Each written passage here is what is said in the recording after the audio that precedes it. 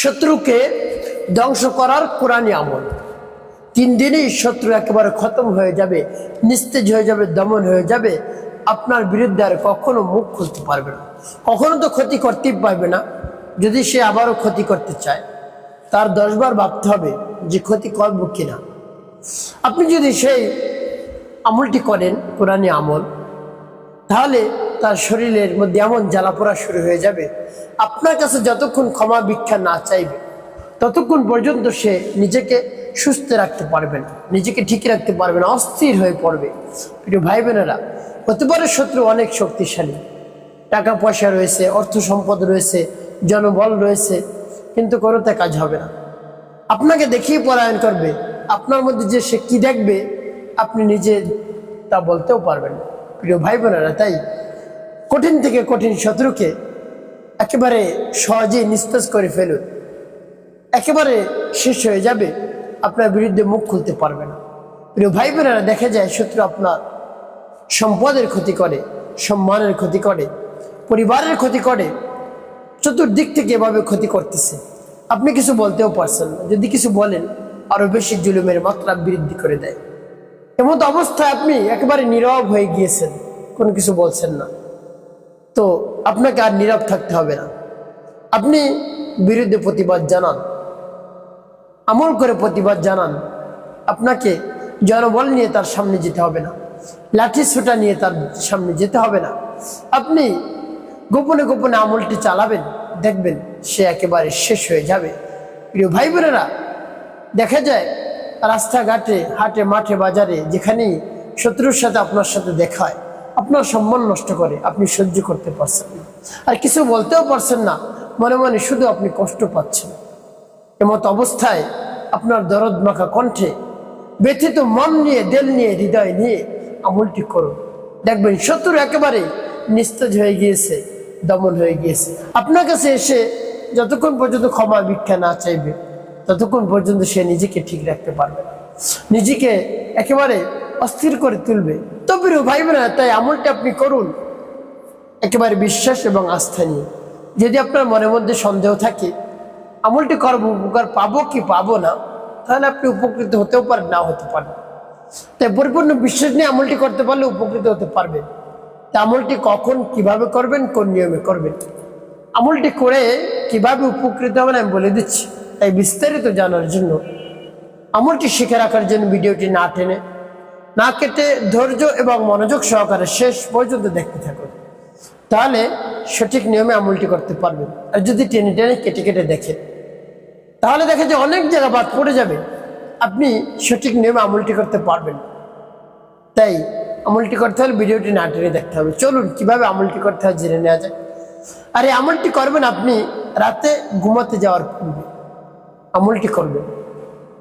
যখন সব কাজ থেকে বিরত হবেন, সব কাজ শেষ হবে, ঘুমাতে যাবেন, এর পূর্বে আপনি উত্তম রূপে পবিত্রতা অর্জন করে, উত্তম পোশাক পরিধান করে বিছানার উপর বসবেন। আর বিছানাটা পূর্বে আপনি সুন্নত তরিকে ঝেড়ে নেবেন, 3 বার বিসমিল্লাহির রহমানির রহিম পাঠ করে ঝেড়ে নেবেন। এরপরে কি করবেন, জীবনের গুনার কথা স্মরণ করে ক্ষমা প্রার্থনা করবেন।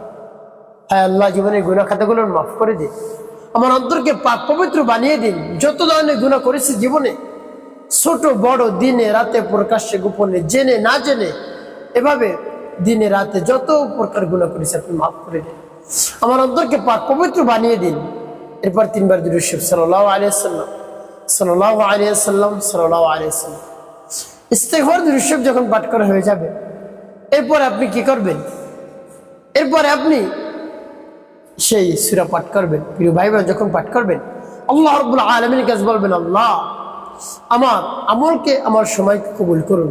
আর যে সমস্যা সমাধানের জন্য আমি আমলটি করতেছি আপনি তো জানেন, হে আল্লাহ, আমার শত্রু একেবারে চতুর্দিক থেকে ক্ষতি করে, আমার কোনোভাবেই আমি সহ্য করতে পারছি না, কোনো প্রতিবাদও জানাতে পারছি না, মুখ বুঝে বুঝে সহ্য করতে হচ্ছে। আল্লাহ, আপনি এই সমস্যা থেকে আমাকে মুক্তি দান করুন, শত্রুর হাত থেকে আমাকে রেহাই করে দিন, শত্রুর হাত থেকে আমাকে বাঁচান।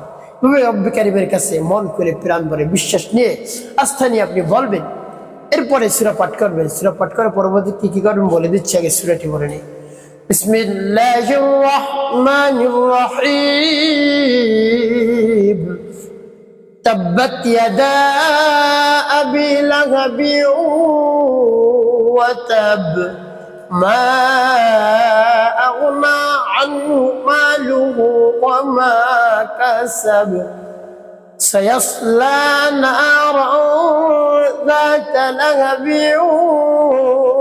وامرأته حمالة الحطب في جيدها حبل من مسد এভাবে যখন পাঠ করা হয়ে যাবে একটু ফু দেবেন তারপর আপনি আবার পাঠ করবেন বিসমিল্লাহির রহমানির রহিম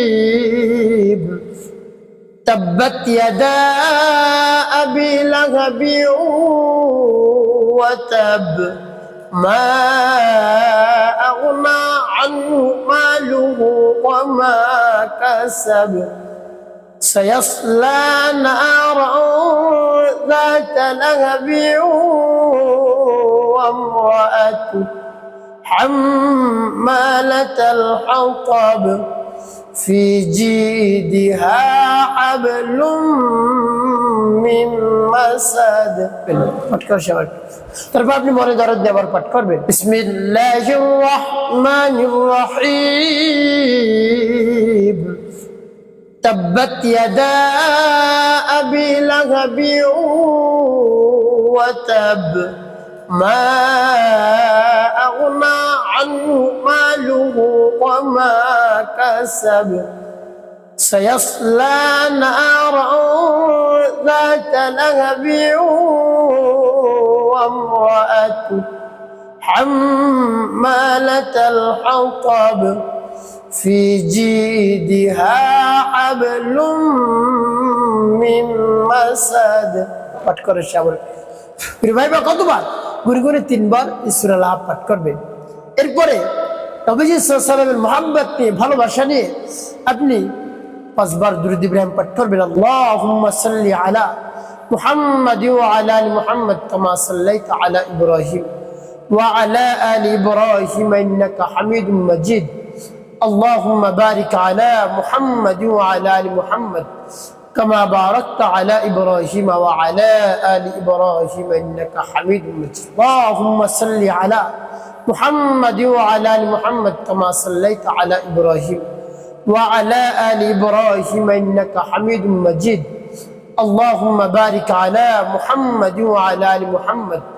كما باركت على إبراهيم وعلى آل إبراهيم إنك حميد مجيد اللهم صل على محمد وعلى آل محمد كما صليت على إبراهيم وعلى آل إبراهيم إنك حميد مجيد اللهم بارك على محمد وعلى آل محمد كما باركت على إبراهيم وعلى آل إبراهيم إنك حميد مجيد اللهم صل على محمد وعلى آل محمد كما صليت على إبراهيم وعلى آل إبراهيم إنك حميد مجيد اللهم بارك على محمد وعلى آل محمد كما باركت على إبراهيم وعلى آل إبراهيم إنك حميد مجيد এভাবে যখন দুরূদ ইব্রাহিম পাঠ করা হয়ে যাবে দুটি ফু দেবেন প্রিয় ভাই বোন আমলটি করা শেষ কোন উদ্দেশ্যের জন্য আপনি আমলটি করলেন এই আমলটি শেষে রব্বি কারীমের কাছে আপনি দুহাত উত্তোলন করে মোনাজাত করবেন হে আল্লাহ শত্রু আমাকে অনেক ক্ষতি করে